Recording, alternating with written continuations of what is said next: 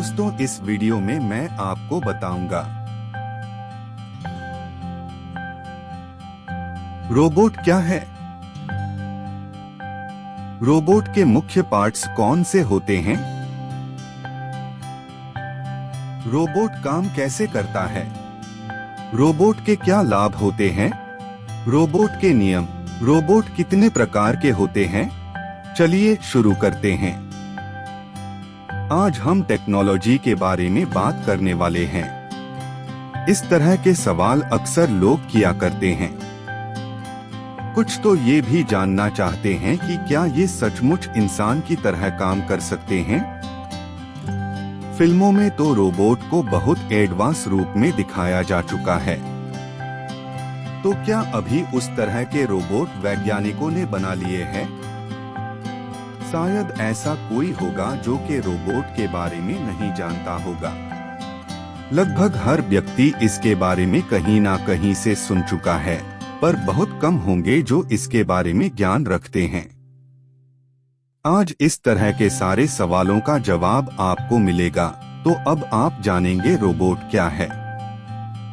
Robot Greek भाषा का एक शब्द है जिसका अर्थ होता है बल श्रमिक।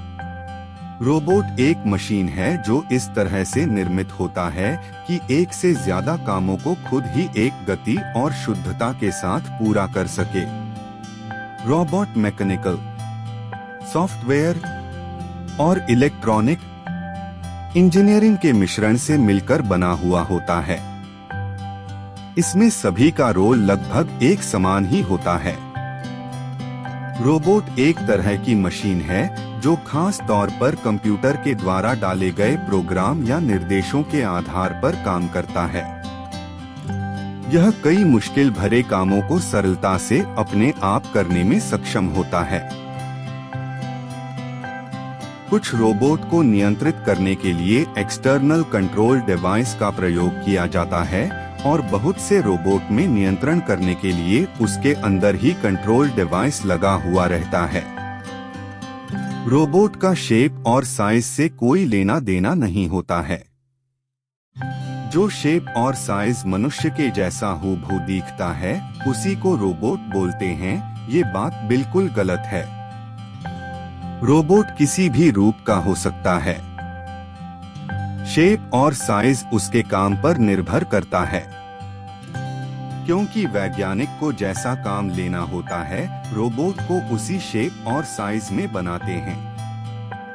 अगर इंसान जैसे दिखने वाले रोबोट ही बनाए जाए तो फिर वो इंसानों जैसे ही काम करेंगे ना। जबकि ये तो बहुत बड़े बड़े आकार के भी बनाए जाते हैं जो हैवी इंजीनियरिंग यानी बड़े आकार के मशीन को बनाने के लिए काम में लाए जाते हैं। उदाहरण के लिए मैं खुद की रोबोटिक वर्कशॉप के बारे में बताता हूं जहां की मैं जॉब करता हूं। यहां 2 व्हीलर्स और 4 व्हीलर्स के बॉडी पार्ट्स बनते हैं। बड़े और छोटे पार्ट्स को वेल्डिंग करके बड़ी असेंबली बनाई जाती है जो आप कार में देखते हो। वो कई छोटे बड़े पार्ट्स से मिलकर बना हुआ होता। इन छोटे बड़े पार्ट्स को कौन जोड़कर बड़े पार्ट्स में बदलते हैं? जी हाँ, सही सोचा आपने। It's a robot. तो आप ये तो समझ गए होंगे कि रोबोट सिर्फ इंसानों जैसे आकृति वाले मशीन को ही नहीं बल्कि बड़े बड़े स्वचालित मशीन को भी रोबोट ही बोलते हैं। रोबोट के अलग अलग पार्ट्स कौन से होते हैं? रोबोट में हर तरह के काम करने के लिए अलग अलग पार्ट्स लगाई जाती है। इसमें 6 मुख्य पार्ट्स होते हैं इसको काम करवाने के लिए। Physical structure, servo motor sensor system, muscle system, power source, program system, human interface device. किसी भी रोबोट में हरकत करने वाले फिजिकल स्ट्रक्चर होते हैं जिसमें कि एक तरह का सर्वो मोटर्स सेंसर सिस्टम होता है। पावर देने लिए इलेक्ट्रिक पावर सोर्स होता है।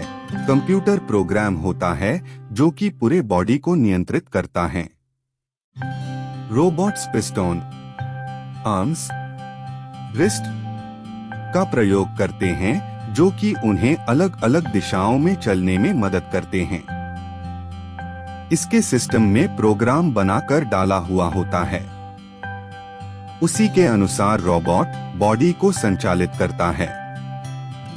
ये लिखे हुए प्रोग्राम के आधार पर ही काम करता है और चलता है। दूसरी काम करने के लिए प्रोग्राम को फिर से लिखकर बदला जाता है। सिस्टम में प्रोग्राम करने के लिए ह्यूमन इंटरफेस डिवाइस का प्रयोग करते हैं। रोबोट के लाभ। रोबोट का उपयोग करने से समय की बचत होती है। खतरनाक से खतरनाक कार्य को भी रोबोट आसानी से कर सकता है। रोबोट से किया गया कार्य बारीक और शुद्ध होता है। रोबोट का उपयोग खतरनाक जगह करने से जान की जोखिम का खतरा नहीं रहता है। रोबोट से किसी कार्य को जल्दी जल्दी किया जा सकता है। रोबोट के नियम। सन 1942 में इसाक असिमोव, जिन्हें रोबोट का जनक कहा जाता है, ने रोबोट के लिए 3 नियम बनाए जो निम्न हैं। प्रथम नियम, रोबोट मनुष्य को कभी भी नुकसान नहीं पहुंचाएगा।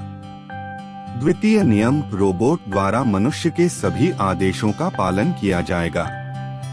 तृतीय नियम, रोबोट अपने अस्तित्व को तब तक बनाए रखेगा जब तक यह ऊपर दिए गए दोनों नियमों का विरोध न करें।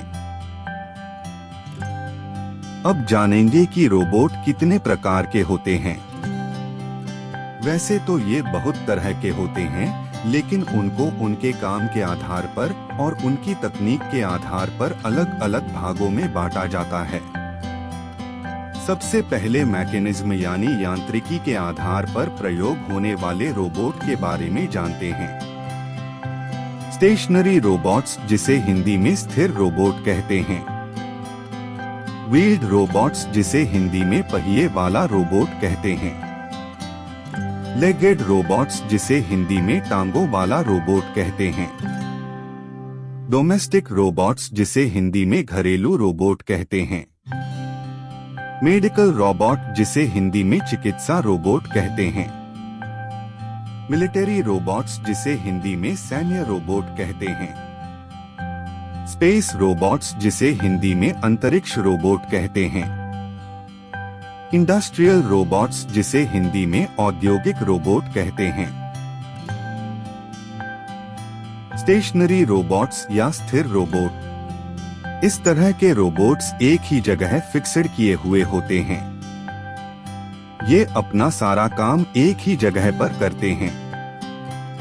इनकी पोजीशन और मूवमेंट की दिशा फिक्स की हुई होती है और बस उसी स्थिति में उन्हें काम करने के लिए बनाया जाता है। जैसे वेल्डिंग, ड्रिलिंग और ग्रिपिंग के काम करने वाले रोबोट्स स्टेशनरी रोबोट्स होते हैं। व्हील्ड रोबोट्स या पहिए वाला रोबोट। व्हील्ड रोबोट्स वैसे रोबोट्स जो सतह पर व्हील्स के सहारे चलते हैं। इस तरह के रोबोट्स को बनाना, प्रोग्रामिंग करना और डिजाइन आसान होता है। लेगेड रोबोट्स या टांगों वाला रोबोट। रोबोट की दुनिया में जब व्हील्ड रोबोट्स की पकड़ काफी मजबूत गई, तब वैज्ञानिकों ने इसकी जगह इससे भी अच्छा विकल्प बनाने के लिए काफी मेहनत की, जिससे इसकी कुछ सीमाएं होती हैं वो खत्म हो जाए। जैसे कि व्हील्ड रोबोट को काम करना है तो वो सिर्फ समतल सतह में ही काम कर सकता है। व्हील रोबोट सीढ़ियां नहीं चढ़ सकता है, लेकिन अगर उसमें पैर लगा दिए जाएं जरूर चढ़ जाएगा। किसी मशीन में पैर लगा के उससे काम करवाना काफी है। लेकिन जिस तरह इंसान के एक बच्चे को चलना सीखने 1-2 साल लग जाता है, तो फिर क्या एक रोबोट के पैर लगाकर उससे चलवाया जा सकता है? जी हाँ, ये भी संभव हो चुका है। बहुत से ऐसे रोबोट्स हैं जो चलने भी लगे हैं। इस तरह के रोबोट्स किसी भी वातावरण में और उबड़-खाबड़ सतह में चल सकने में सक्षम होते हैं। डोमेस्टिक रोबोट्स या घरेलू रोबोट वैसे रोबोट्स जो घर के अंदर इस्तेमाल किए जाते हैं, जैसे vacuum cleaners, sweepers, gutter cleaners etcetera. Medical robots या चिकित्सा रोबोट। मेडिकल की दुनिया में इनका इस्तेमाल बहुत अहम हो चुका है। एक से एक रोबोट्स का इस्तेमाल किया जा रहा है। आजकल तो रोबोट की मदद से डॉक्टर कृत्रिम रोबोटिक्स हाथों का इस्तेमाल करके ऑपरेशन भी कर रहे हैं। और मेडिकल की दुनिया में ये एक क्रांति के रूप में उभरा है, क्योंकि डॉक्टर दूर रहकर भी लोगों के जान बचा लेते हैं। मिलिट्री रोबोट्स या सैन्य रोबोट। मिलिट्री में उसे किए जाने वाले रोबोट्स काफी मददगार होते हैं। ये सुरक्षा के लिए भी काम में लाए जाते हैं।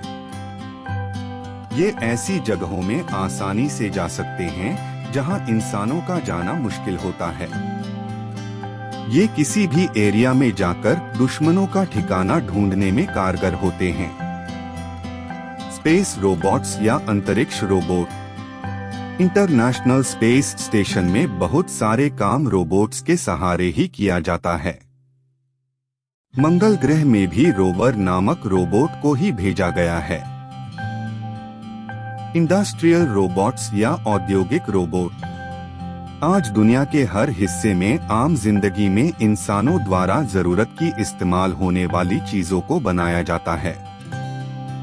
हर तरह की खाने की चीजें, पहनने के लिए कपड़े, गाड़ी जैसी बहुत सी चीजें हैं जो बनाई जाती हैं इंडस्ट्रीज में।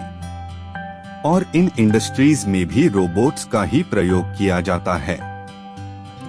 तो दोस्तों, आज आप रोबोट से जुड़ी बहुत सारी जानकारी जान चुके हैं। अगर आपको इससे रिलेटेड किसी भी तरह का सवाल हो तो आप पूछ सकते हैं। और अगर ये वीडियो अच्छी लगी हो तो इसे ज्यादा से ज्यादा शेयर करें। उम्मीद ही आपको वीडियो पसंद आई होगी। मिलते हैं जल्दी नई वीडियो के साथ। Thank you for choosing common platform to break boundaries.